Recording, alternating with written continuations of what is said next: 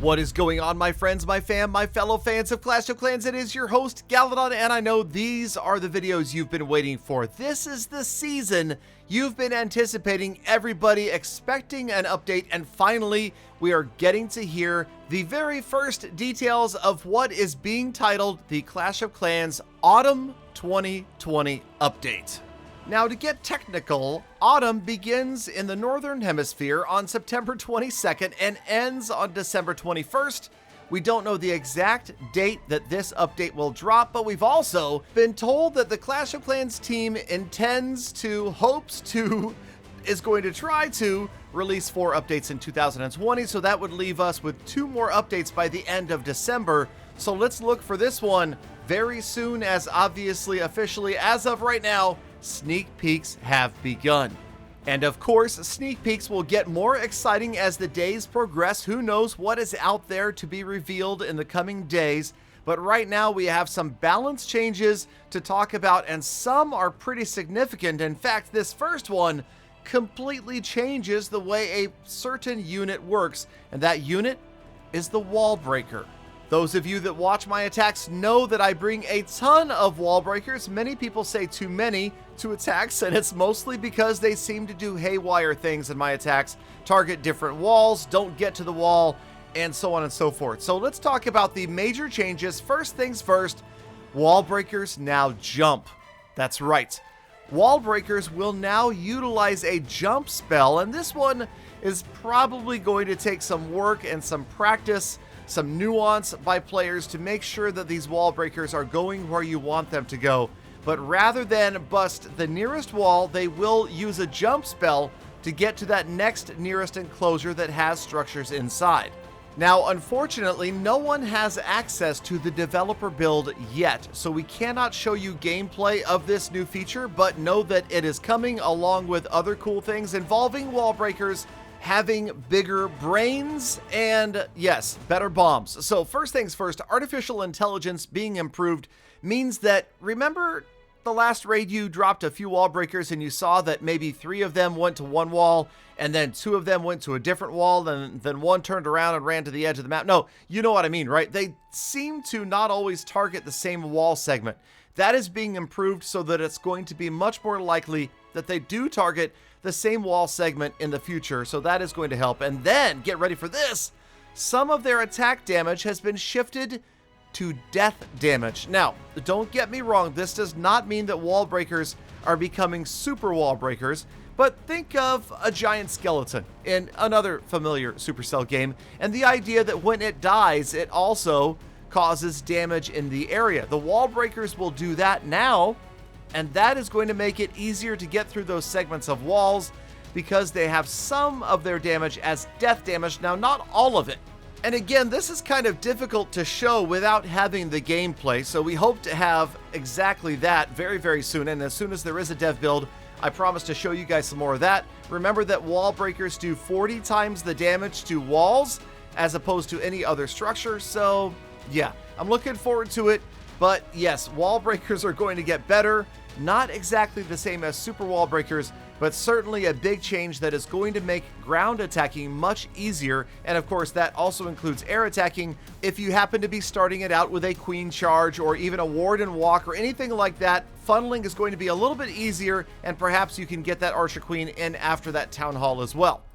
Inferno dragons are seeing a change to their beams. Specifically, the beam will no longer heat up while flying, so it's not charging as it's moving towards its target. However, the charge up time for higher damage levels has been reduced. Think of that single target Inferno as the beam increases in damage.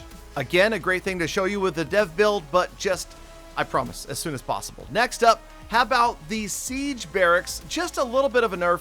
Level 4 Siege Barracks is going to have level 11 wizards instead of 12.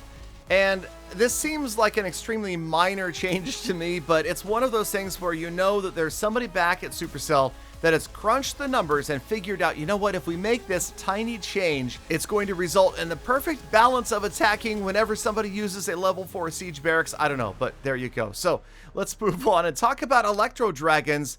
This one is where the chain lightning will now prefer targets with the highest hit points if multiple targets are equidistant. So just an example in your head. Imagine an Electro Dragon approaching a base. It sees a gold storage, it sees a builder hut. They're both exactly 2 tiles away. It targets the gold storage first. Now, this is a minor change that could make a major difference, because if you think about it, if it targets the higher hit point structure, then as that beam travels through the lower hit point structures, it's going to cause more damage in a longer chain.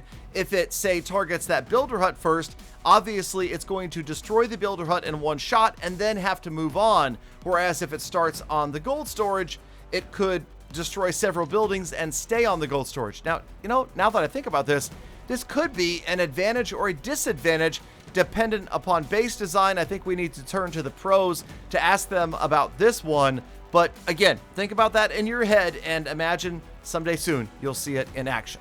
Next up, a change to the Super Archers, and I didn't even know that this issue existed, but it says Super Archers will no longer miss targets that are within 1/10 of 1 tile of the Super Archer herself. So I guess she's got better glasses or didn't need glasses or got LASIK, whatever the issue, that has been repaired.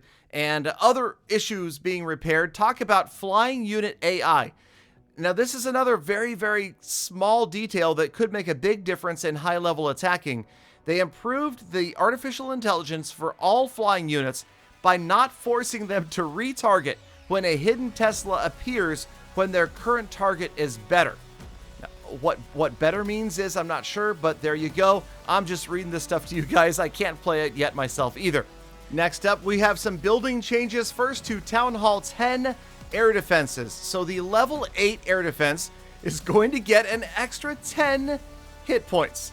And at first this sounds ridiculous, but if you do the math of a lightning spell on a Town Hall 10 air defense, you'll realize that you'll now need an extra lightning spell to get that defense down. So this right here is something that I have been predicting for months, that they would nerf the lightning spell. And this is a way to do it by balancing air defenses, at least at Town Hall 10. Yes, Town Hall 10 farming has been way too easy with that balance right there, so I did anticipate this all along. Thank goodness, though, my No Cash Clash account is now at Town Hall 11. Shh, don't tell anybody that one. That's a secret.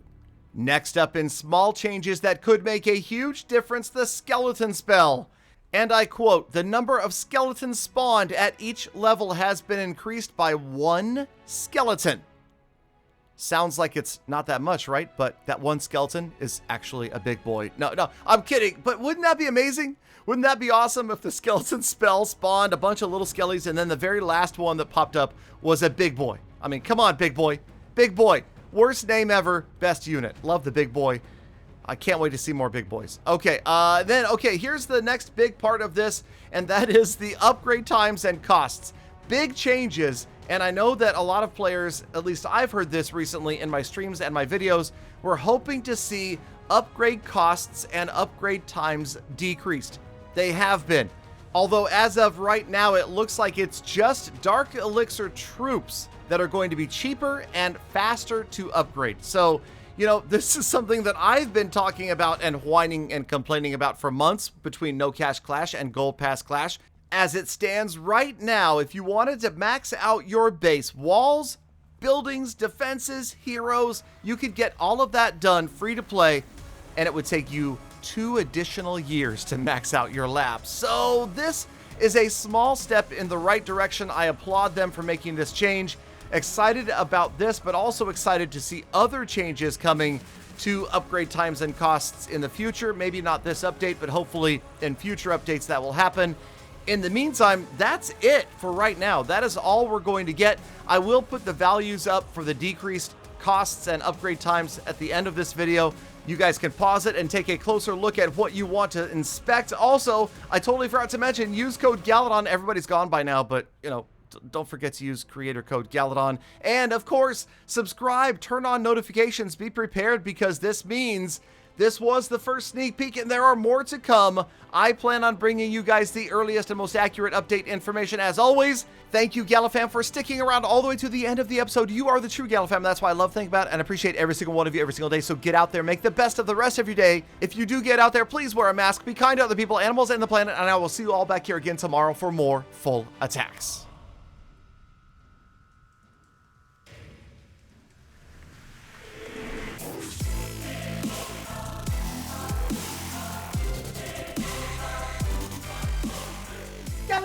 Galadon, an update on Final